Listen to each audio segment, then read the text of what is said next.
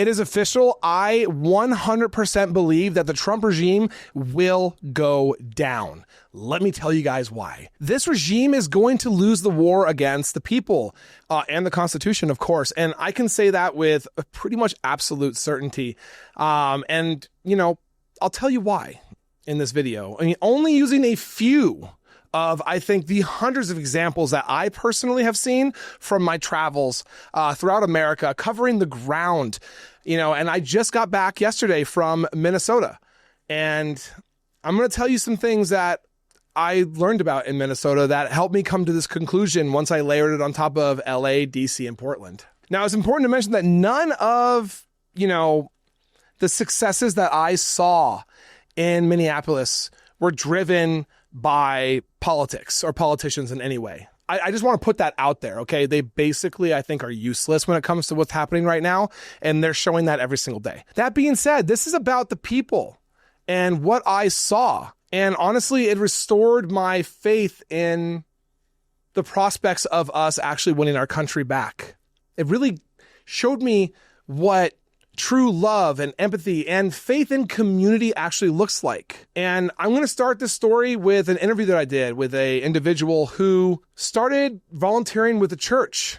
And for security and privacy reasons, I'm not going to be telling you this person's name or the name of the church. I interviewed one of the volunteers who told me how that church, you know, realized the streets were empty and that people were not showing up for church services. And he found out it was out of fear. Okay? I mean, in America, people in their community were afraid to leave their homes. I want you to think about that for a second, okay? They aren't going to work. They're not going to the grocery store. They're not going to restaurants. Families are literally hiding in attics, in basements, and in other people's homes. We're literally looking at actual Anne Frank type situations in Minneapolis and nearby cities. I mean, these people are afraid of ICE taking them, so they're not even going to church. So you know what? This church stepped up. They built this massive and beautiful and amazing operation from scratch. The church sourced food, packaged meal kits, and delivered them directly to people in hiding. And they didn't do it alone, all right? They called on the community, and the community answered. People from all over showed up to pack and deliver food. And here's the crazy thing. They didn't just trust anybody. Oh, no. They didn't just trust. They did background checks on that person. They taught that person how to evade ICE on the roads if they're being followed, and put them through this secret agent training over I think a 2 or 3 day period is what it was. And now after that, they're allowed to go deliver food to these families because they know ICE agents are following white people with grocery bags in their car or watching them coming from the grocery stores or buildings with bags and then following to see where they go. So these people have to be very sneaky. I'm going to give you an idea of they've only been doing this for 2 weeks. 2 weeks they have been doing this operation. Okay?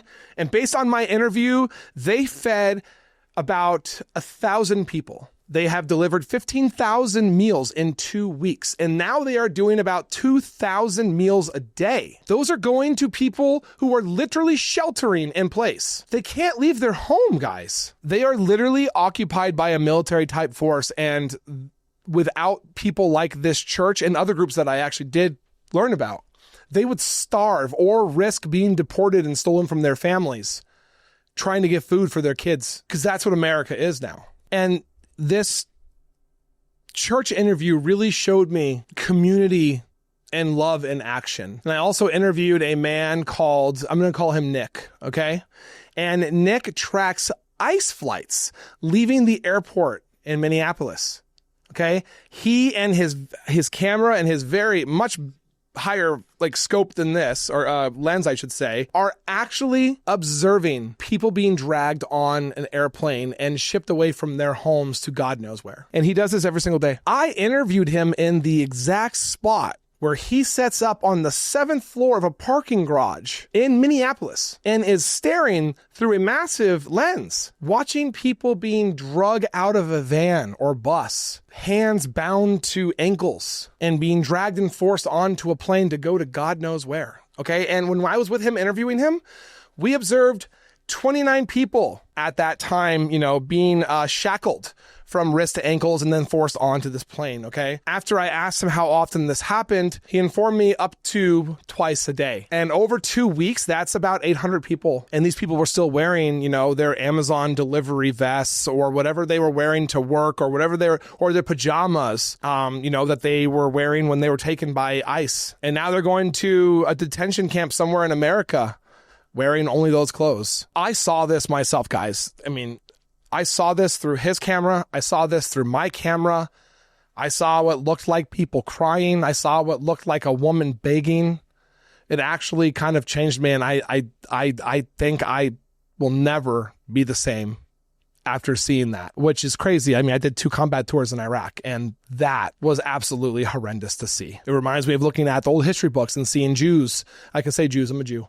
Lined up on the train tracks, waiting to get pushed into, a train and shipped off, to Dachau or something.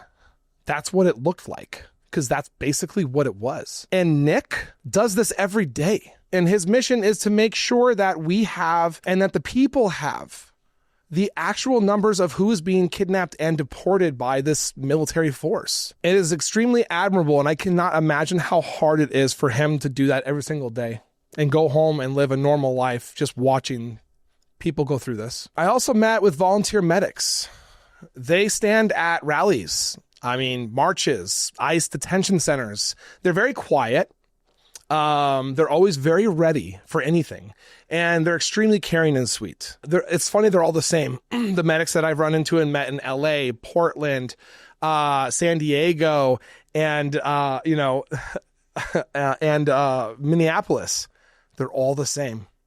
They all have the same attributes, and it's incredible. It's so crazy. I also met with a man named Julie, who took 2 weeks off of work. 2 weeks, guys. Took 2 weeks off of work to park his red van outside of the detention center when it was below -10 degrees. And he made sure that protesters on both sides had hot coffee, hot cocoa, soup, hand warmers, candy, whatever they needed. He even had a heater put into his car that was connected to a generator. So that way, if you ended up having hypothermia, you could go into his car and warm up.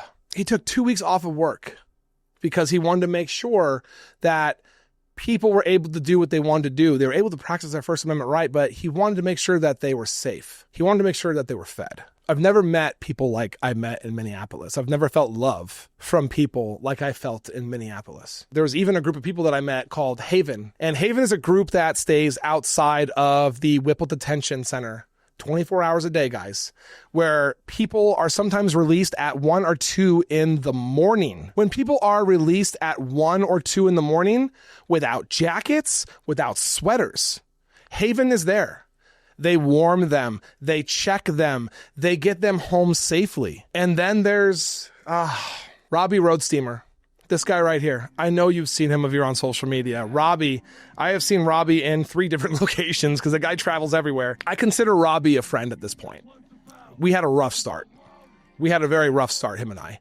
But I consider him a very close friend now. And we don't call each other every week, but we talk on Instagram and stuff like that. And he's an amazing human being. Robbie Roadstreamer is a political comedian and an activist. Guys, he sings anti-ICE and anti-MAGA songs at rallies dressed as a giraffe wearing a thong. He has been arrested several times for protesting and dancing. And here's the thing. And it kills me like every single time that I think about it. Robbie is living with a terminal polycystic like kidney disease. And it's the same disease that actually killed his mom and his grandmother. So Robbie is on, borrowed time. And he, instead of traveling and having and experiencing other aspects of life, He's using the time he has here to fight for every American and to, protect all people in this country. I mean, after the shooting death of Renee Good, Robbie came to Minneapolis and he got arrested. He came to sing and support the community. And then after Alex Preddy was shot and killed, he returned. And I watched him get arrested. I would also like to share with you guys his GoFundMe. Okay, his GoFundMe is only for legal bills.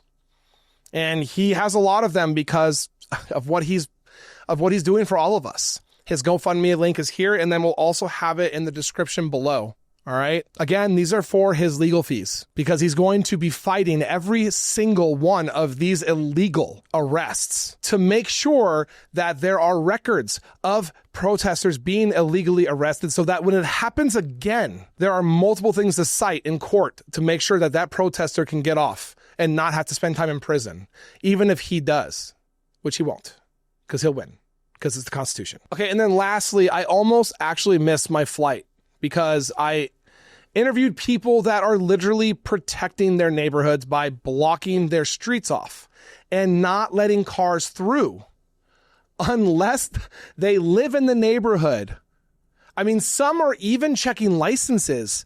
Most neighborhoods in Minneapolis even, have people standing at freeway off-ramps that are going on a radio and warning neighborhoods when ICE vehicles come off the freeway. The area of Minneapolis is literally under a military-like occupation, like I said before. And I know because when I was in Iraq, I remember seeing people counting us, marking down what time we showed up, to what areas, on what days, at what hours. I mean, they knew everything that we were doing when we were in Iraq. Minneapolis is doing the exact same thing, but to ICE and DHS. But look, guys, Minneapolis is fighting back peacefully for now. Every person that I met was different in their, own right, but they shared one thing. They refused to look away. They all stood up for their neighbors. This is why I believe ICE and the Trump regime will not win. Their days of power are numbered because community always beats fear. Love always beats violence. Okay?